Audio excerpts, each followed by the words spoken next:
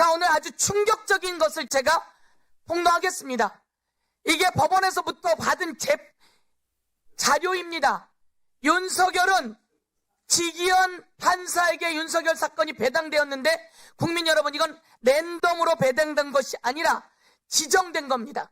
법원에서 이것을 지정했습니다. 윤석열, 노상원, 조지호, 김봉식 내란 사건들 다 지정했습니다.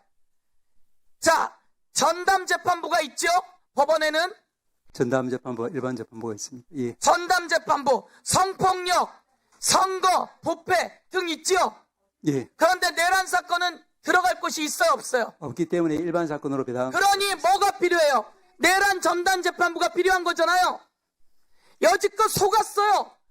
법원 공보에만 가도 전담이 있습니다. 성폭력, 선거와 부패, 그리고 재정, 그리고 직위원은 식품과 보건 전담이에요.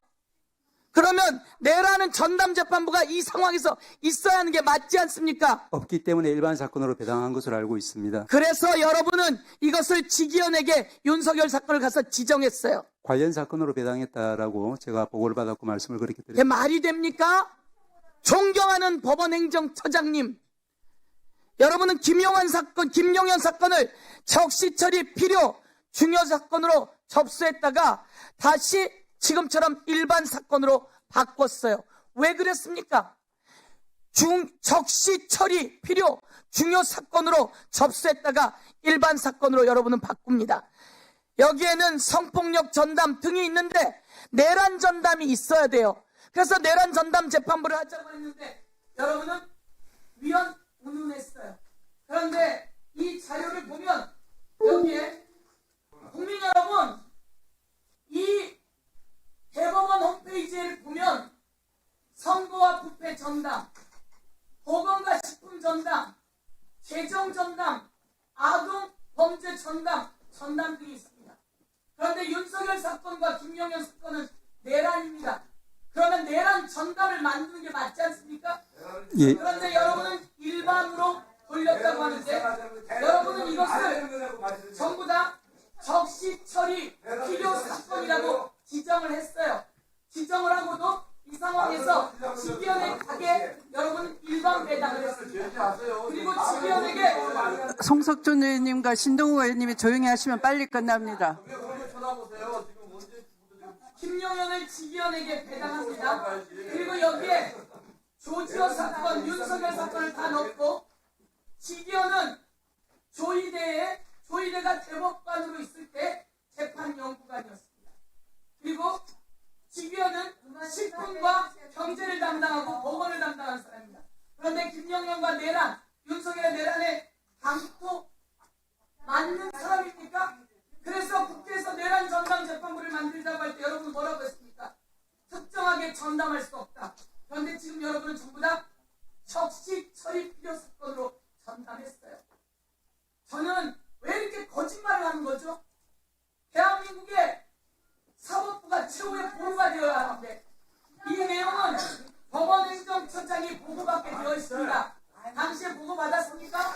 저희들에게 중요사건이라고 하는, 적시처리 중요사건이라고 하는 것은 이제 저희 행정처에 있는 39명한테 일괄적으로 이메일을 통해서 그냥 보내도록 되어 있지, 특별하게 따로 개별적인 혹은 구도에 의한 보고를 받지는 않습니다. 그리고 이제 제가 받은 이 자료에 의하면 법원행정처장에게 보고하게 되어 있습니다. 법원행정처장이 아니라 법원행정처로 되어 있을 겁니다. 그래서 법원행정처면 법원행정처장 아니에요? 어디서 법원행정처와 법원행정처장이 다르다고 이야기해요? 그러니까 저를 포함해서 39분의 행정처에 있는 여러분들한테 이렇게 메일 시스템을 통해서 자동적으로 이제 알려지도록 되어 있습니다. 그런 말씀을 드린 국민 것입니다. 여러분, 이제 아셔야 합니다. 법원은 직위원에게 윤석열 사건을 갖다가 준 겁니다. 그리고 그 직위원은 조희대 재판연구관으로 있으면서 윤석열의 사건을 구속 취소시켰습니다. 그동안 우리가 의심했지만 그 퍼즐이 하나하나 맞춰져 가고 있었습니다.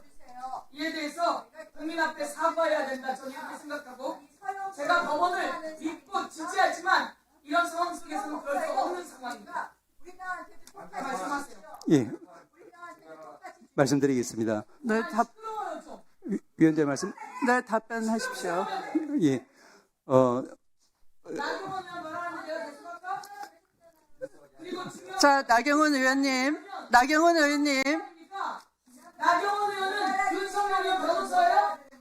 내가 묻고 싶은데 윤석열 의원 변호사예요? 윤석열 변호사예요? 예산도 아닌 얘기 갖고 너무 예, 윤석열이 총을 쏴서 죽이고 싶다고 했는데 여기 나경원 의원 이름은 없다 이건가?